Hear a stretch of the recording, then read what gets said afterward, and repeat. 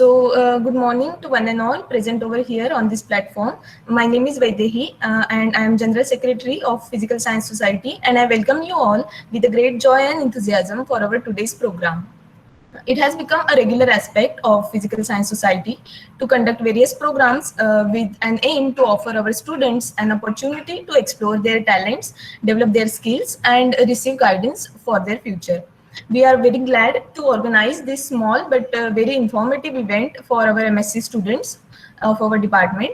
When a student dreams to pursue PhD from foreign universities, generally everyone gets a fear of many things, such as how to get admission, how to even apply there, how to approach a supervisor. Maybe the way of education is totally different there, which institute to even choose.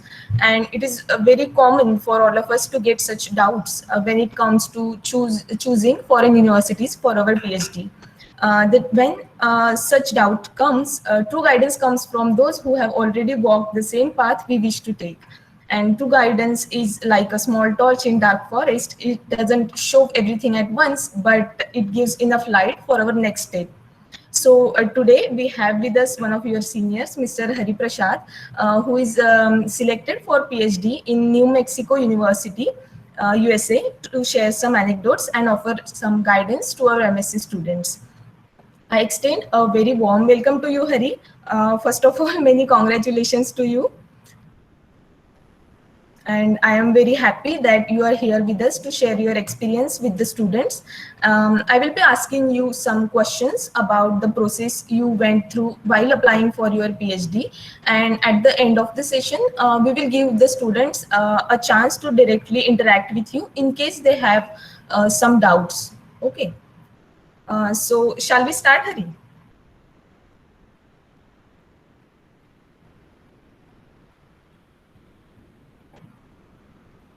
Hello?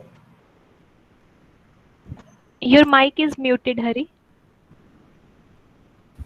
Oh, sorry. Thank you very much, ma'am, for welcoming me. Is my voice audible right now properly? Yes. You are okay. audible. Yeah, thank you. My very first question is that how you approached to a professor. Do you have to contact the professor before applying? How you approached to him? Yeah, first of all, in my case, like when I plan to apply for abroad, so I was searching all the universities, and first thing I came to my mind is because USA universities, because in USA the timeline is it starts from the November itself, the application.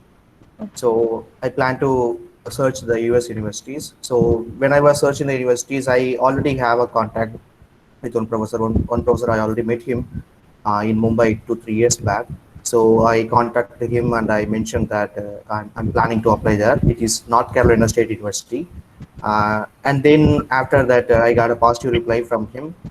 I also searched a few other universities in the same field. Yes, I contacted the professors, but not all the universities I applied. So in US, I applied around 5 universities. Out of 5, I contacted only 2-3 universities. It's not compulsory to contact the professor. Sometimes it works, sometimes it won't, because the professors whom we are applying may not be in the admission committee, so we don't know. Right. Okay. So, what factors did you consider while applying to a university or while approaching a professor? Yeah, main thing, I'm already decided that in which field I'm planning to do my PhD. So that is theoretical particle physics. So even after coming to NIT, so then I start working with Dr. Harleen ma'am. So I was a little bit sure that I had to work in field called light front dynamics. So while searching that, also our PhD scholars also helped me searching the universities. When I was searching this, I was searching who are the professors working in the light front dynamics field. So then I searched all the universities. Then I neglected the top universities like MIT, because I was sure that they were not going to select me like that. So then remaining universities I searched. Most of the professors are from US and few professors are from other countries. So first I was focusing on USA. So then I found a few universities like North Carolina State University and University of Connecticut, and the university I got selected, that New Mexico State University. So that's how I sorted out. First option was USA. Uh, yeah, first of all, USA because their applications start earlier than other country universities. Okay. And what is the timeline of the procedure when the procedure starts in different countries? Like you just said that in USA it starts in November, right? Mhm. In other universities, the timeline is same or different? No, it depends. Like, for example, if you are applying for the Max Planck Institute, usually they have 2, 3 deadlines. Most of the Max Planck Institute, they call fellowship called IMPRS, like, yeah, International Max Planck Fellow, something like that. And Okay. they have common deadlines in the November first week. So almost all Max Planck, they have the deadlines in November. They also open their deadlines in the January, also in the May deadline. So for Max Planck, that's the procedure. And apart from Max Planck institutes, all other European universities, there is no proper deadline because in USA and Canada and also in UK, Mhm. department offer the admission all these things.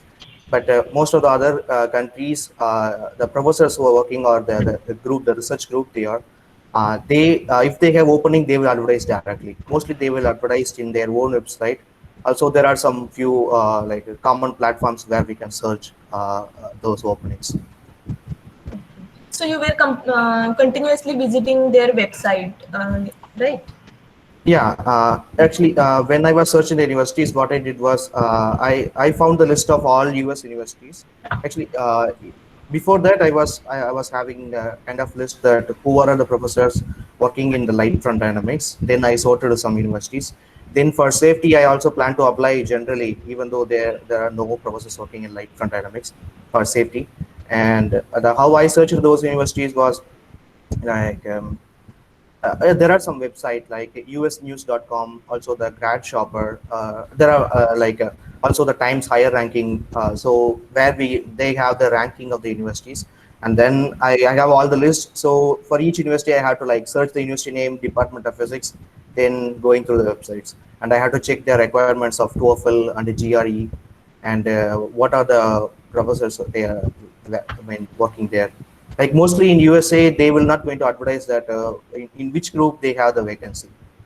Okay. So that is the problem, because to know that whether they are there are two ways. Either we can apply generally to the department that mentioning that we are generally interested in physics, so we want to do and we will explore more once we get into that. Like that we can apply, or if we already specific about some certain work, we have to approach the professor and make sure they have openings.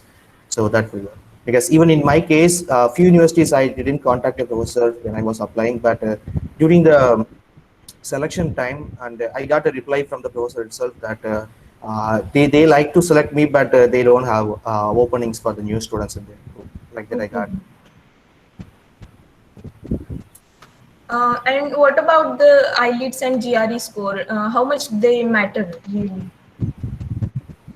Yeah, due to COVID of this year and also last year, like fall 2021 semester, that the semester I am going, also the upcoming semesters like spring 2022 and also for the fall 2022, Hmm. the GRE exam has been wiped. So we don't have to take any GRE exam.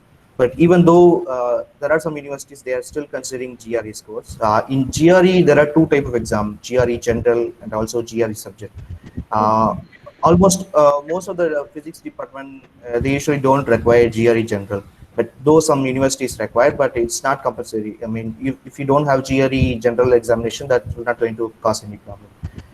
But GRE physics exam, that is required. Last year it is waived because all over the world, the ETS, the company who is conducting the examination GRE, they cancelled the examination due to COVID. And even this year, the April exam got cancelled. In India, actually, GRE physics happened thrice a year. In India, it usually happen in October, only once in a year. So we don't know whether this October the GRE will going to happen or not. It depends on what are the conditions here. So that's the one thing. And apart from the TOEFL or IELTS, either Mhm. any there are two type of English proficiency exam. One can take any one, both are equivalent. So where like mostly US universities prefer TOEFL because ETS is just like US thing, and UK side they prefer that another examination.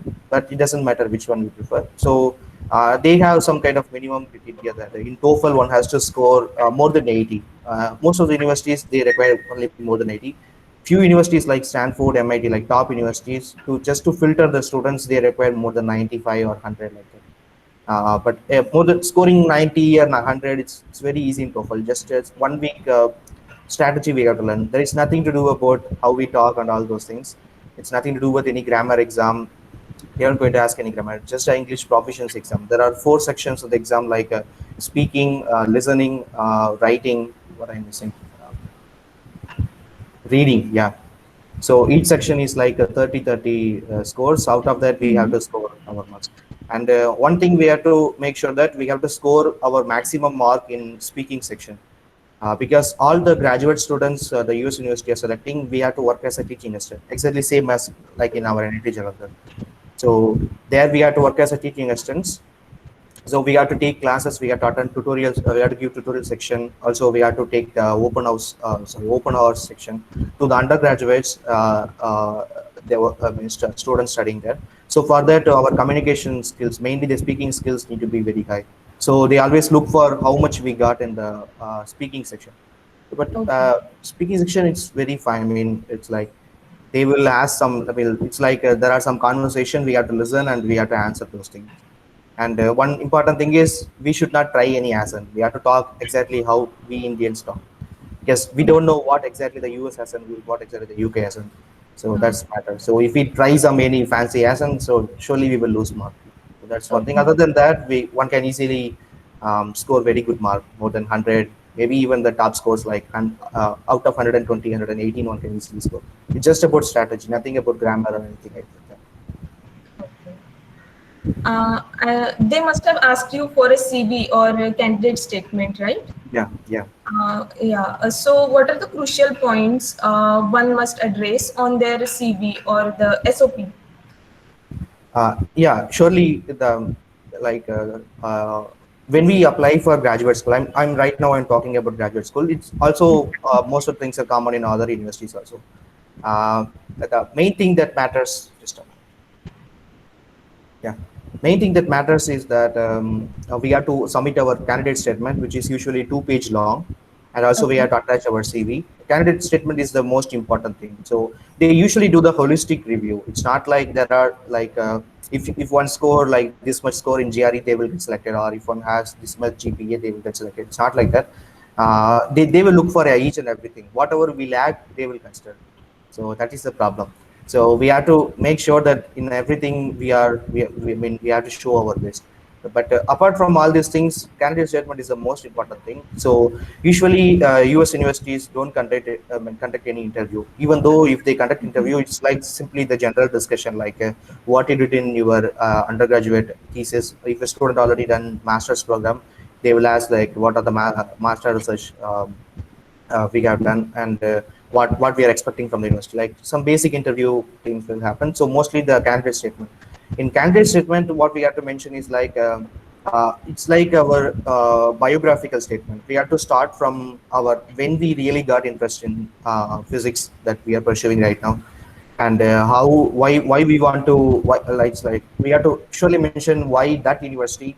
I mean we are applying, and one more thing is like why that university need to select us. So we have to, I mean, make sure that we are the unique candidate for them. So it's not like so we have to make sure that no matter how many people apply, our application needs to stand out. And while writing the candidate statement, one has to make sure that surely we got to address that when we really got interested. But one should never write like I was always interested in physics. I was always interested in becoming a scientist, like that. Sure, I mean, of course, everyone we ask, we always say that when we were very young, so we always dreamed of becoming a scientist, and we Right. always dreamed of becoming a like a soldier or doctor. Whatever the movie we saw at the time, we always dreamed that of. So that's not the real reason why we are pursuing right now the MSc and PhD right now. So surely this part may initiated in the time of our high school days, or in the beginning of our undergraduate time. So we have to address those things. So because they know all sort of things, so when they read, they have to make sure they have to feel that it's really genuine.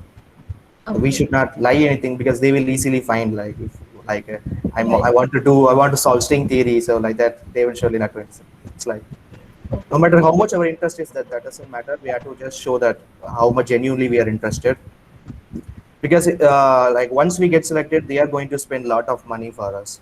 So it's like it's usually all the PhD programs are fully funded. So if we convert those money in Indian rupee, overall the 5 year money, it's too much in India. So they have to make sure that they will select the like right candidate for them.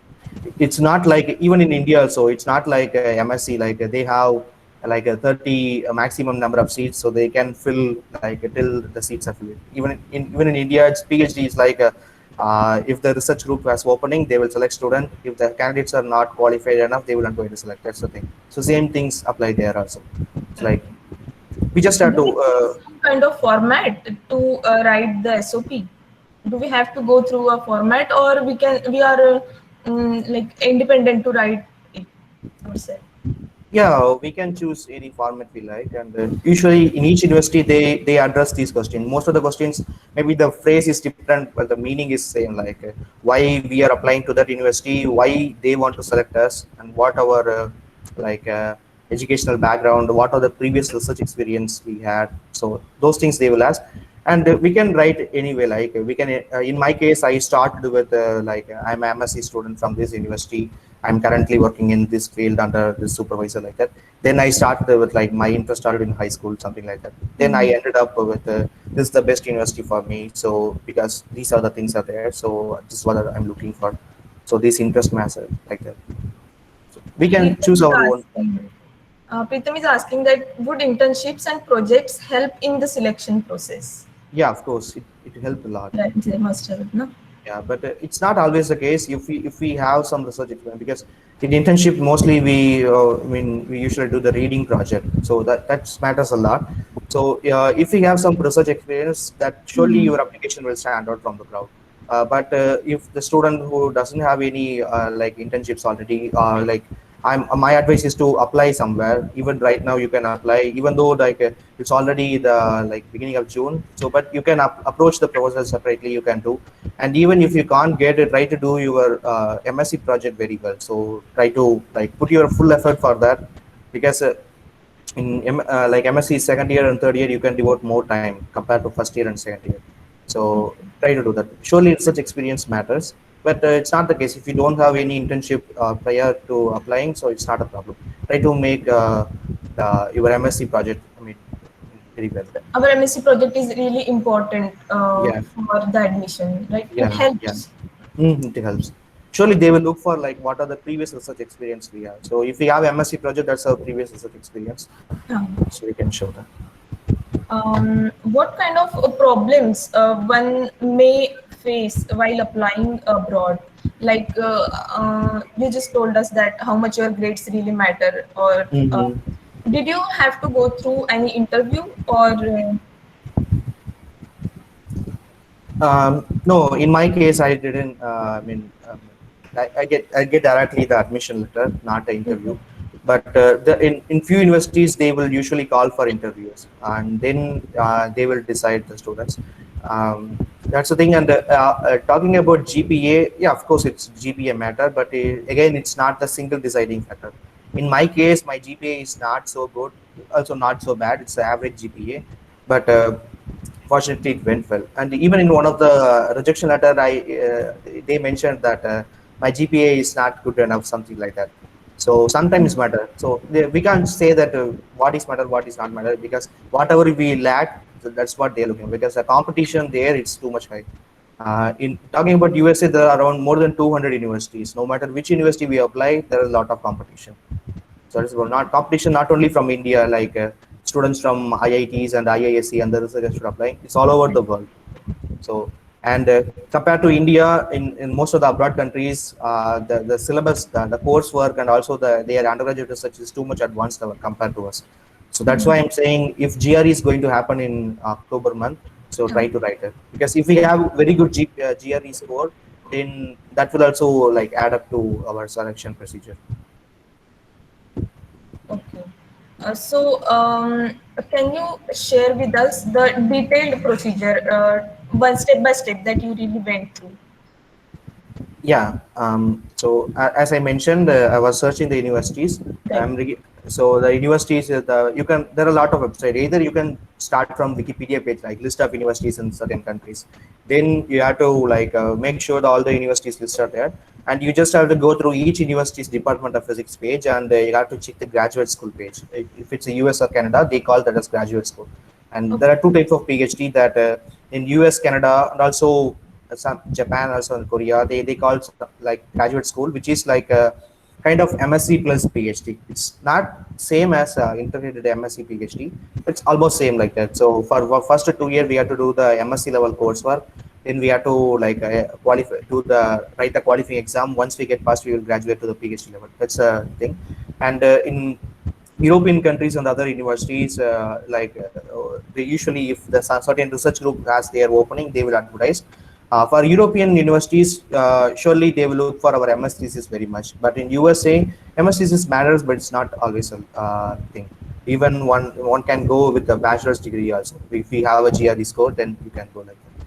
And the procedures is that once you select all the universities, Mhm. make sure the deadline. Almost all universities, the application start from the month of usually from the October itself. So October. from October, anytime you can submit application. So, but just keep it in mind. So when it's starting, and usually all the deadlines are in either mid December or mid January. So once you cross the January month, you can't apply to graduate school in USA for the fall semester.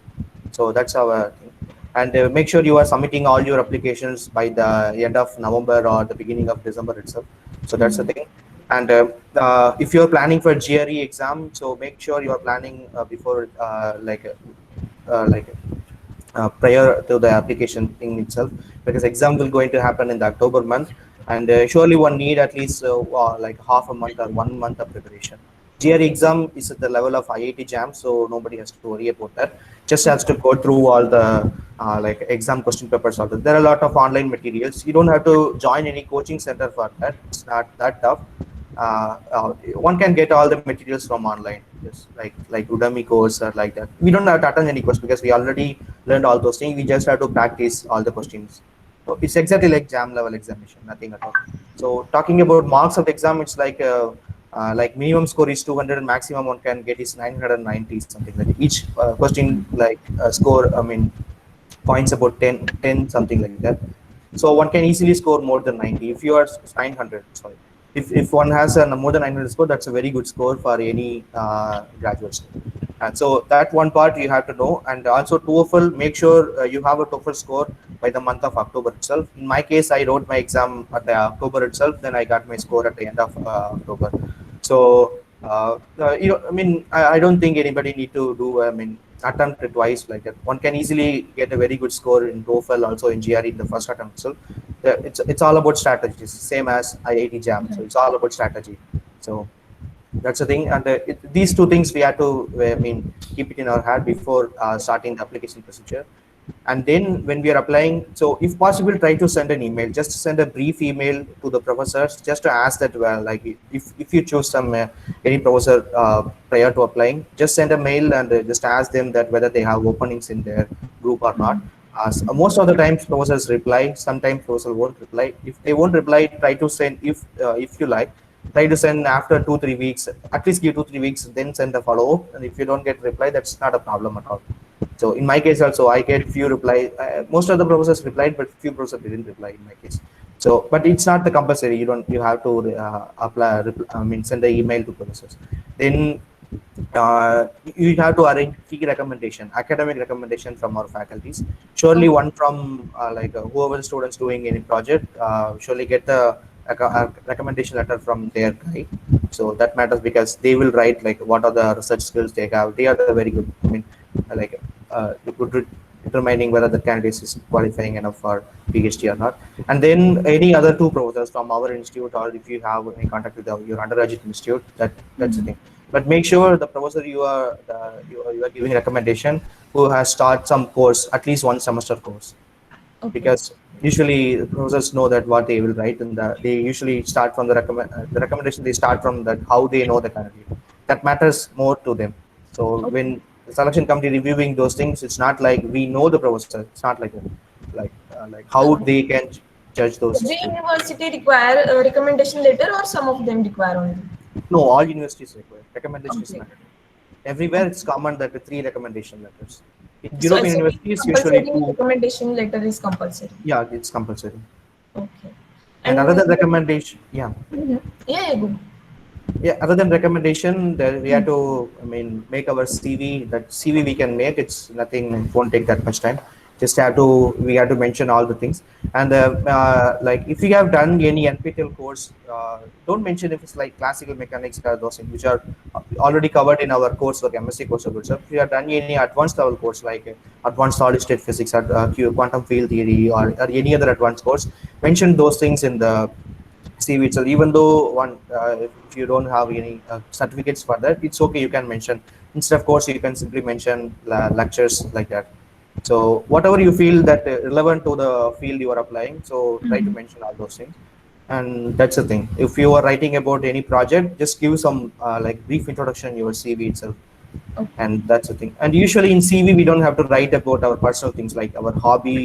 We don't have to mention our hobby like. And one more thing, we should not mention like these are my skill. I'm a, so Okay. I'm so there are we usually mention our skills like so it's usually the common saying that we should not write anything, we have to show. So if you feel that you have some leadership quality, show that in the CV like you have if you because in our physical science society there are a lot of committees, we are organizing the events. So just mention what is your responsibility during organizing this event, so that will account for that you have a leadership quality. So they will easily find identify those things. We don't have to mention I have leadership quality, I have team working skills like that. We don't have to mention. Also in the writing candidate statement or personal statement, there are many different names they call, but almost all are same like candidate statement, personal statement, physics Mhm. specialty letter, and Okay. like usually the statement of purpose like that. So even there also we should not mention that I have these skills, I have these skills like that. We should not state anything.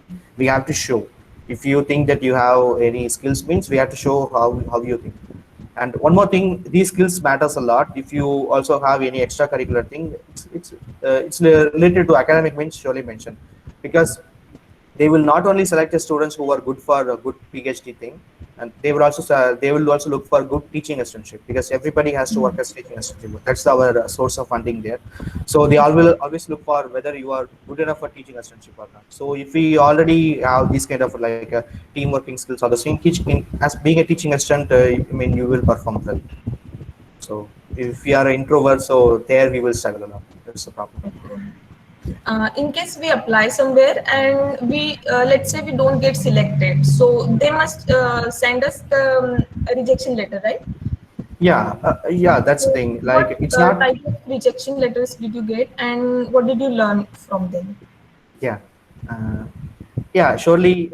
Like in India, like for example, if you are applying NIT exam, like we will get the scores only there. There also like it's not like separate examination. Whatever the universities we apply, we surely hear from them. But it takes some time. I will come back to that later. How long it takes, and Okay. surely they will. Sure, they will let us know whether we get selected or not, or whether we are getting rejection. There are usually each universities run two, three, or usually three times the this admission. Like for example, if you are submitting our application in the January, surely we will hear from them if our application is too much exceptionally highly qualified. They will directly send the selection letter at the end of January, in the February month itself. So one of my friend, he got selected in the end of January itself. So that's the thing. And then they will review all those process. It's like if any student who gets selected, if he or she already gets selected to other universities means, and that person has a choice to reject the universities. If they get rejected, there is one more vacancy, then they will do the second round, and usually they will go for third round like that. It happened till the April 14. That's the surely before April 15 or 14 we will Mhm. come to know whether we get selected or not. And saying about the rejection letter, like in 5 universities I applied in USA. So even the main universities I was looking for, that North Carolina State University is where the professor whom I know, and I'm working with the professor from the November in collaboration with Dr. Herlin ma'am. So that was the universities I was looking for. Even the professor agreed to select me. So it's like we were attending weekly group meetings. Also, I'm meeting him every week, something like that. So that's what it's going. So I was very sure that I will get selected. He was also very sure, but he was not in the selection committee. Then in the March month, I got rejection from that university. That was my first rejection letter. So I got rejection directly. Even he was surprised, and I mean, then he told me that that universities are they're running out of funding for theoretical, because last year it was a COVID time. It was too much also GR exam. Why there was, for example, if every year in that university I'm saying, every year the application they will get is usually around 300 applications, but last year they got around 700 applications. So the selection procedure was too much tough. So they don't have funding for theoretical groups. So that's what they mentioned. So in the rejection letter, and then remaining rejection letters I got, it is not in the early rejection letters that I directly get rejected, something like that. So I got rejection letter at the month of April. Like that. In University of Connecticut, I was communicating with the professor whom I applied there, and he forwarded my email to the selection committee. Then selection committee also say that you have to wait for a few more days. We are running one more round for, then we will get back to you, like that. Then they said like the professor you applying, he don't have opening. So like that they mentioned. That's one kind of rejection letter. And one more rejection letter I got, that it's from University of Illinois at Chicago. And that letter was very heart touching. So it's like 2-page letter. So I wrote 2-page candidate statement. They wrote me 2-page rejection letter, like that. So they mentioned all the things that how my application was, and they mentioned my interest in theoretical nuclear physics is very excellent, like that. And the main reason they mentioned is that I'm already a master's student. So since we are already master students, we are already focused towards some certain fields. It's very hard for us to change the field. For example, if one is already focused in like solid state physics, it's very hard to change to particle physics. So that's the thing. So they mentioned those things. So if you're a normal undergraduate student, we can select you because you can again explore more than you can choose. But since you're already working in the field, it's very hard for us to select you. And they also ended the rejection letter like that. They suspect there is some seat in the nuclear physics world with my name on it, something like that. So it was very hard touching. So that letter I got. And then apart from that, I also applied for a few other universities like Japan Okinawa University. And there it's like a simple straight out rejection letter that it's like my application did not meet their criteria. So we can't recommend you for admission. That's a simple few statement rejection. So Uh, that's it. how much this selection procedure or selection criteria differ in different universities like European, Japanese, and USA universities? Yeah, I was talking about USA. In other universities, since we directly applying for PhD, so once we get selected, we will directly go to the professor and we will start working in the research itself. Unlike in US and Canada, so there it's our research experience matters a lot. So if we, when we are applying for European universities, make sure that the professors or research group you are applying, it's related to the field you are already working on. For example, if one is already working in certain field in our MSc level, or one has done any like good level project, make sure you are applying into the same field, because their research experience matters a lot.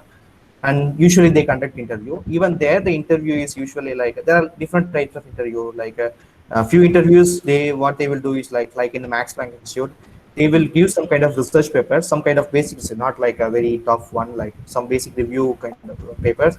And we have to they will send the research paper one week prior to the interview. Then we have to go through the research papers, and during interview we just have to discuss that what we learned from it. It's like a normal discussion with we and our advisors, like in PhD and also in master thesis, like that.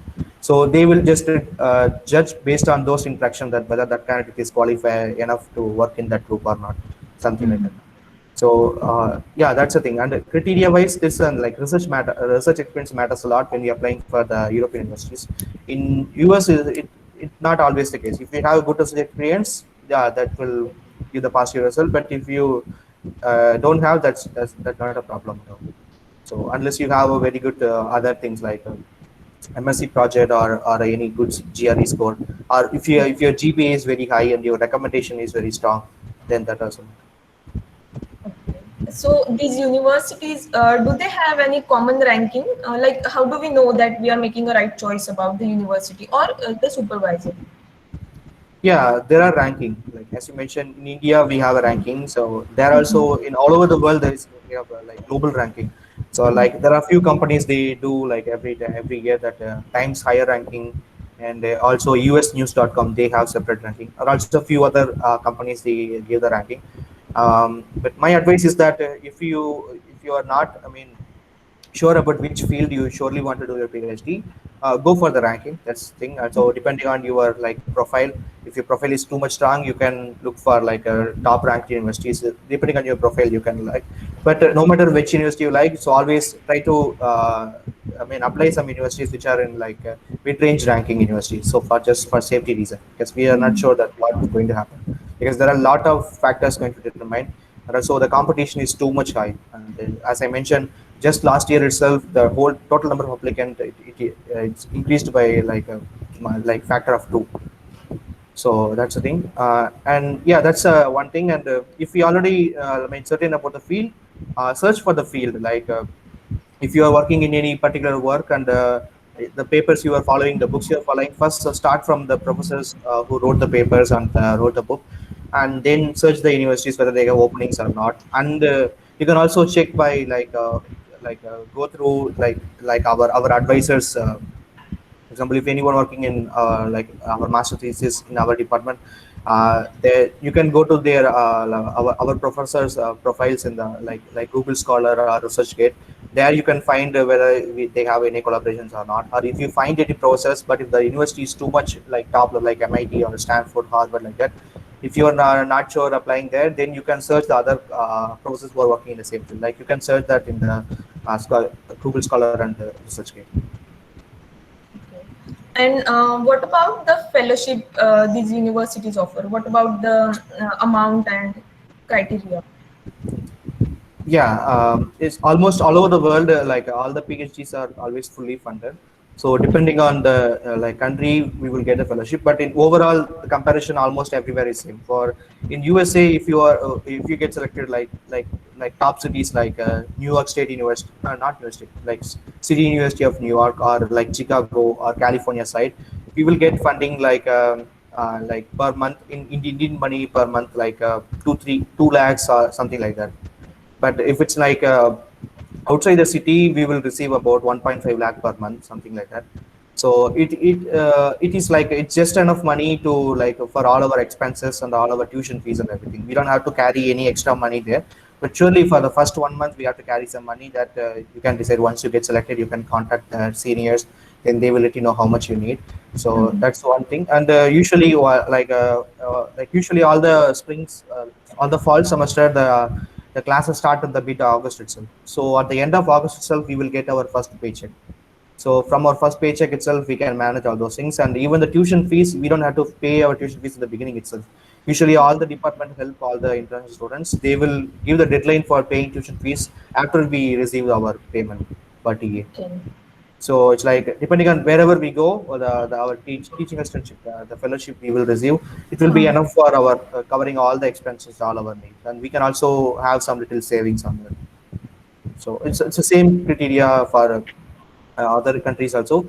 In mostly in European countries, we don't have to work as a TA. So it's like their PhD itself, like we will receive a scholar. Like it's not that they won't say scholarship; they call the salary itself. So we will kind of it's like a working. So in Europe, it's mostly the PhD is kind of working. So we will get a salary there. Okay. So if we are applying for master's program, we won't get funding. That's one thing. Like we just want to do a master's program, mainly in like Germany, UK, or US. In US, it's too much costly, but sometimes US masters also they will give teaching assistantship for students, but not in UK and not in European countries. But if you're applying for PhD, surely everybody will get a full fellowship. Right. Okay. So that's it from my side. I really want to give the students a chance to directly interact with you. If anyone wants to ask question, they can switch on their mic and directly ask. I saw some messages. Gautam had to ask something. Gautam, you can switch on your mic and you can directly ask to him. Yes. I just want to ask that have you applied to any Ivy? I'm sorry, what? Gautam, your voice is not clear. I'm asking about that. Have you applied to any Ivy League colleges? No. I'm saying the Ivy League colleges are not just US top 20 or 10, it's 10 colleges. So not just 10 colleges. All over the world, the overall ranking is too much high. So I was sure that I should not apply there. They're like the universities I applied, which is in top ranking, that was like North Carolina State University.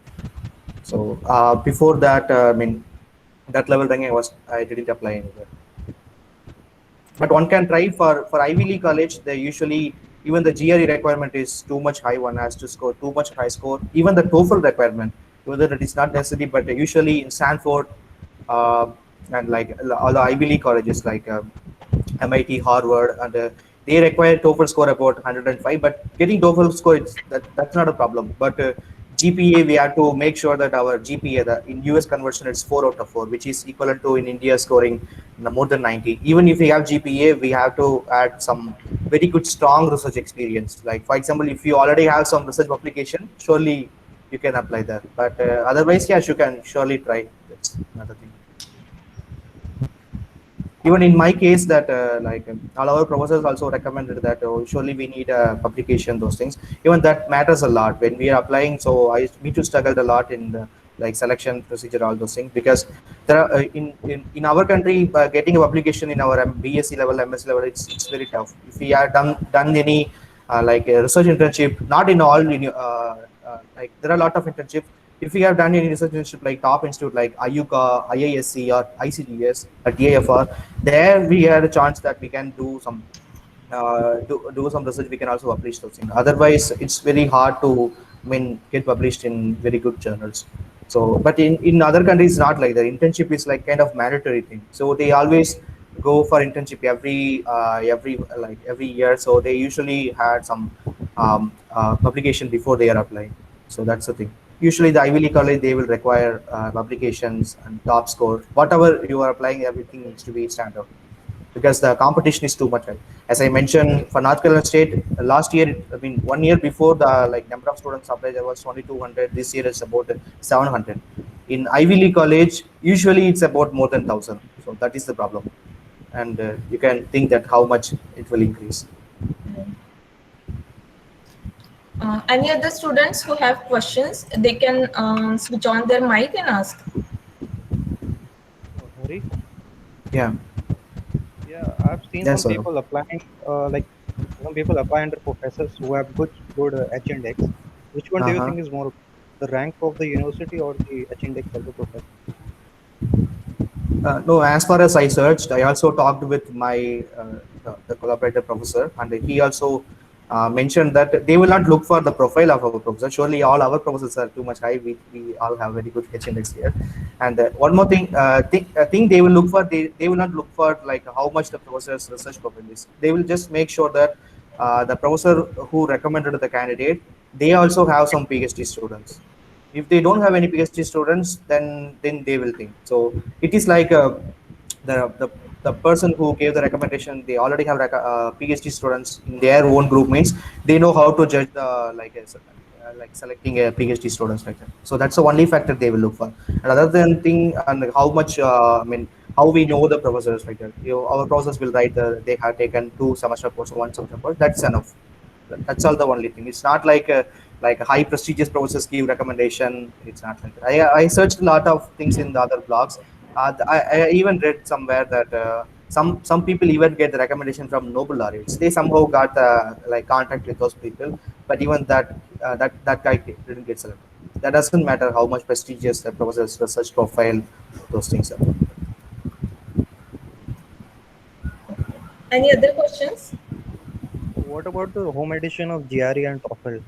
Like, are they valid? Will they Yeah, be? those things are valid. Yeah.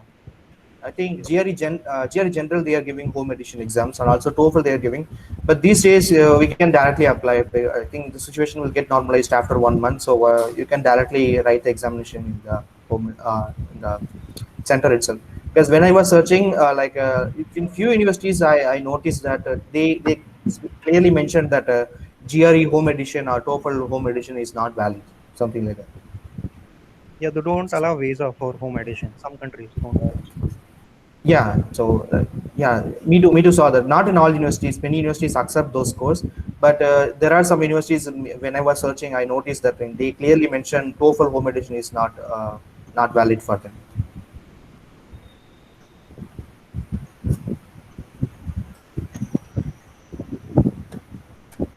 Any other students who have questions, they can ask.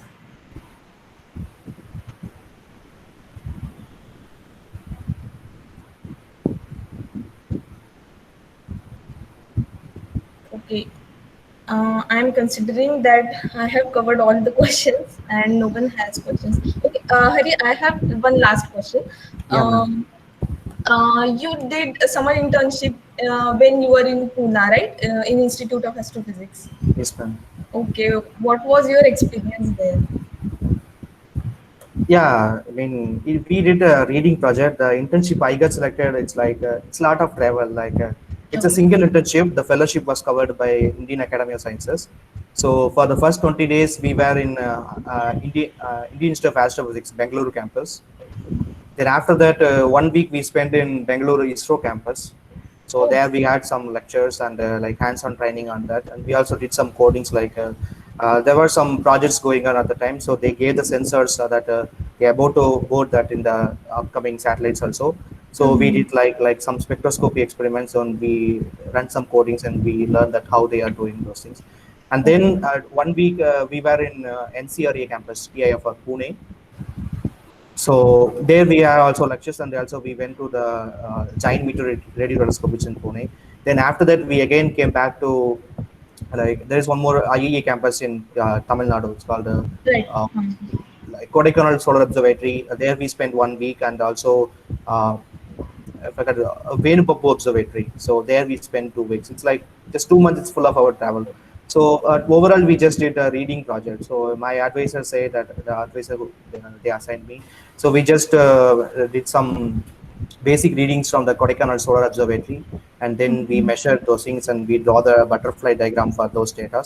And then it's like just basic things we did. It's not like that much like Tableau. There So we doing just got a this result internship, exposure there.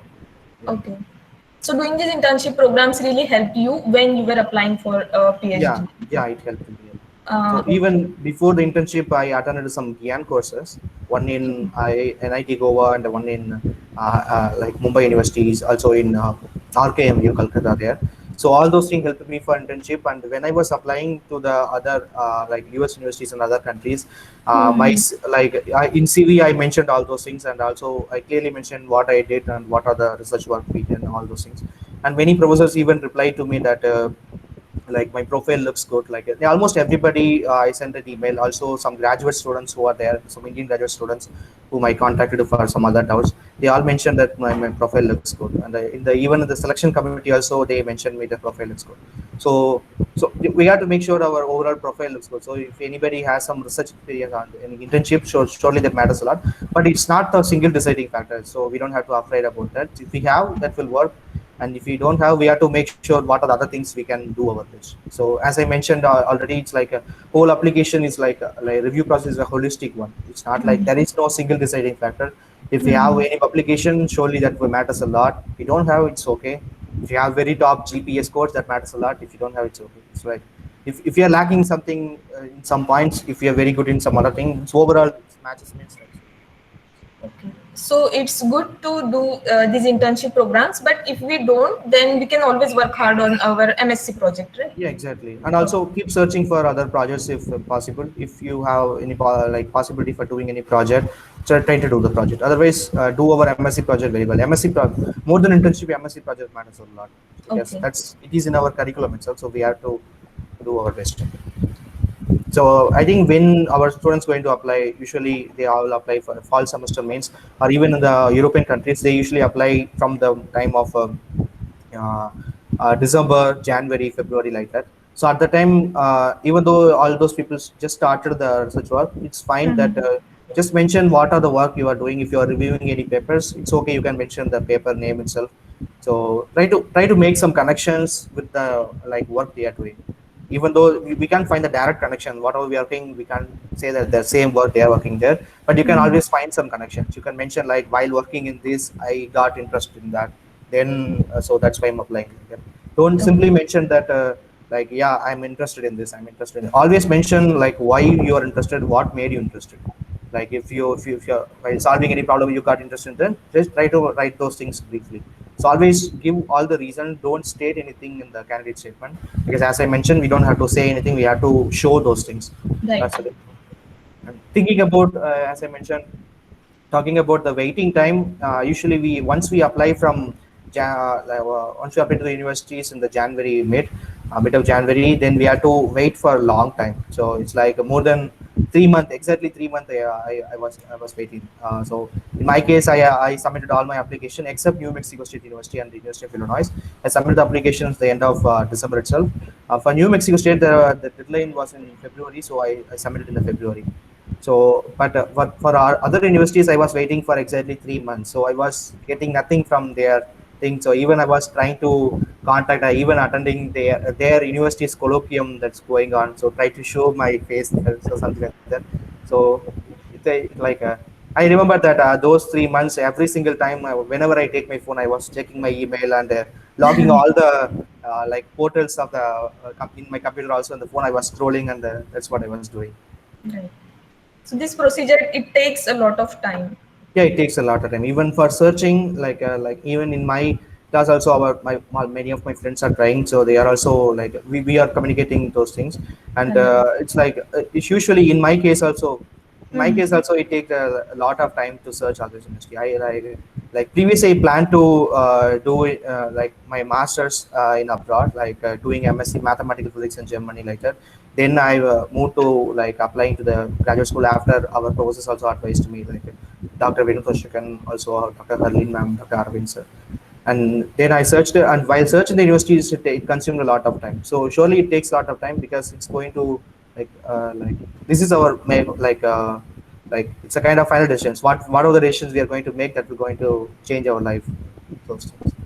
So it takes time. So make sure if any of our juniors start applying, so make sure you start searching the universities from today itself, so that within 1 month you will find all those universities. And one more thing, that once you are applying for a GRE and a TOEFL exam, you have to mention what are the universities you are applying, because Oh, it's like TOEFL, there is a fee, like in Indian money it's about 14,000 we have to pay for TOEFL. GRE subject also the same, 40,000 we have to pay.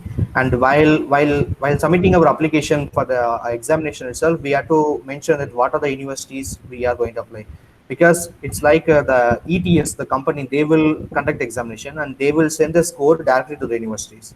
okay. So if we didn't give our like any of university's name when we are applying itself, then we can just write the examination with our fee, simply the 40,000. Then once we are planning to apply, we have to again pay for each university is about like 1,500.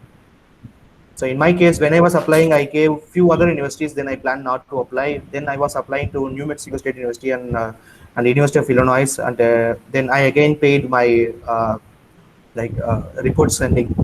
Then those reports we have to, I mean, report our scores too. I see that Saurav has raised a hand. Saurav, if you Yeah. want to ask anything, you can ask. Yeah, Hari. Yeah. Uh, is it necessary to have the same field in which we are applying PhD should match with the subject we have done a project? No, so it's not always the case, but if you are applying for European countries, that matters a lot, because surely we have to show some lot of connections, because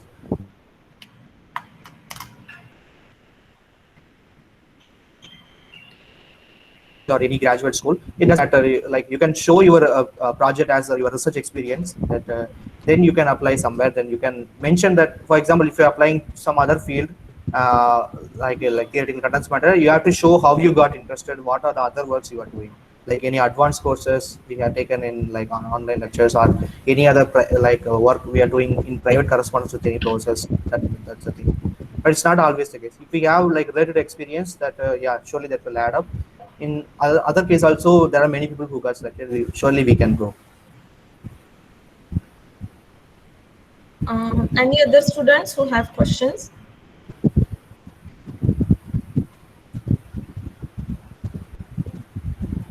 Okay. I think all the questions are covered.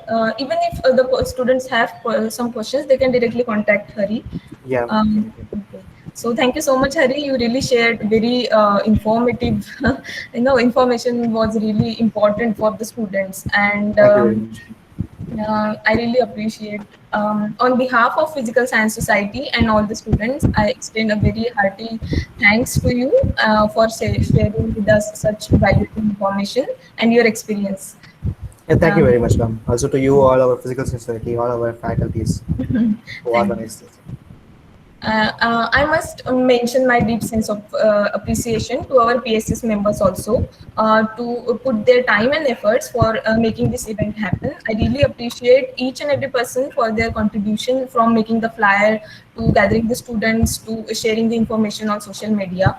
Your contribution is the reason that we are being able to get this opportunity for our students. So thank you so much.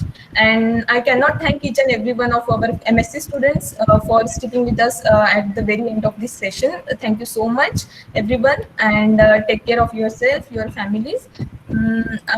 With this said, I conclude this session, and thank you so much.